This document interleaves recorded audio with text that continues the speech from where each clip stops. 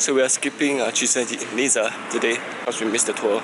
We're supposed to pay out for the tour yesterday for today's tour, but apparently they're quite strict on payment, so we are going to Tulum today.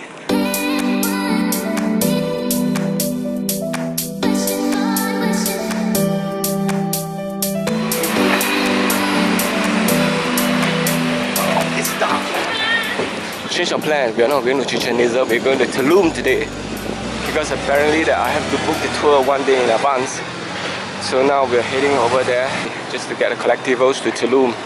And then after Tulum, we are going to Akuma to visit some turtles. So hopefully this will turn out fine. Food early in the morning. Okay. Let's cross the road.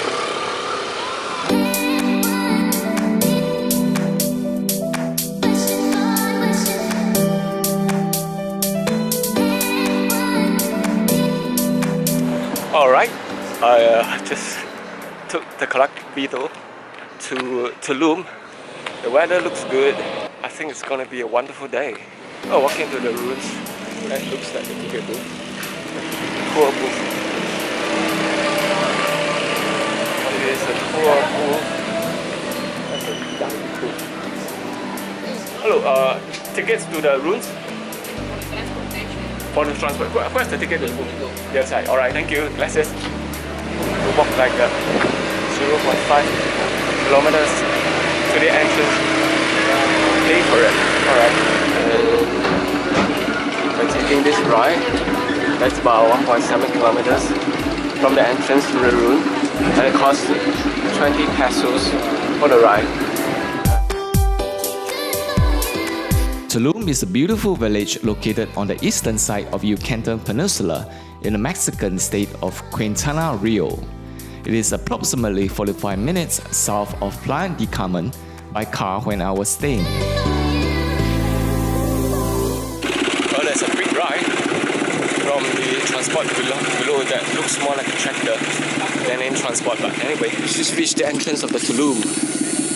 Here, where we're gonna buy the tickets. And then we are going in. But we're only buying one ticket, so it should be relatively easy compared to the crowds there. The crowd is moving. So let's grab over. We already bought the tickets. I don't want to touch it though, it might give you rabies. Tulum has a deep history in the importance of the ancient Mayan culture.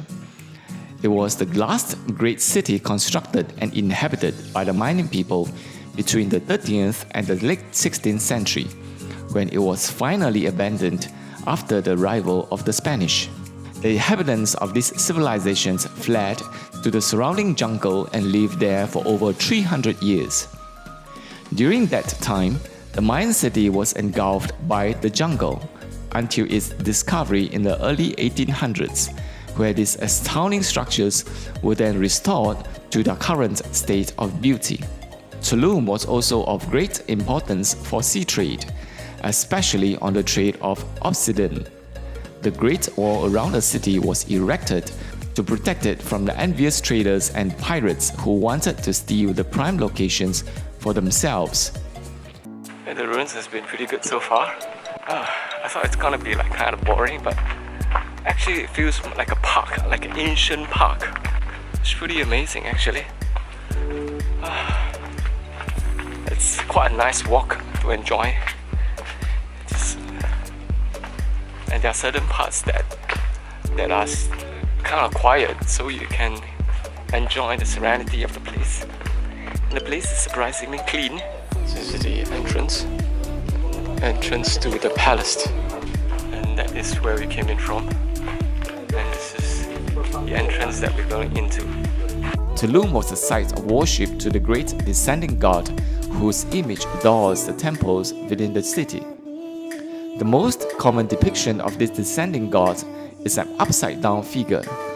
It is seen among many doorways on the ruins in Tulum. And that's the castle, or the castella. After exploring Tulum, I came to the most iconic beach in Tulum, the Mayan Ruins. Mayan Ruins is an exotic beach in Tulum archaeological zone, just beneath a massive display of ancient Mayan architecture. The beach itself couldn't be more picturesque. It is lined with swaying palm trees rooted in silky sands that overlooks a glittering turquoise expanse of sea waters. People coming to this beach also has the choice to indulge themselves in these Mayan waters. However, if you wanted to swim, remember to have your swimming gears on before you come here, as there's no changing room around the beach. As I was prepared to swim, I had my swimming trunks with me before I came here. The dip in the turquoise water was amazing and certainly freshened me up for the rest of the day. The water was quite clear and probably would be clearer had I arrived here much earlier in the morning. But nevertheless, it was still an unique experience and well worth the trip.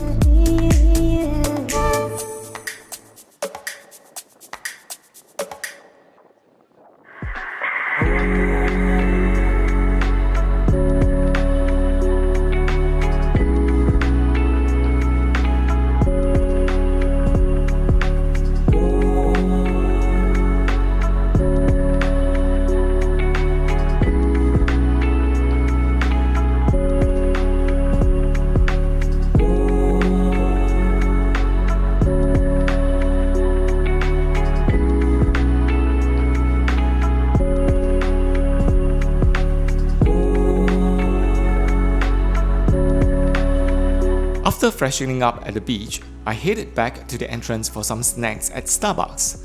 My second day at Playa del Carmen was brilliant. Tomorrow, I shall be exploring some cenotes, so stay tuned.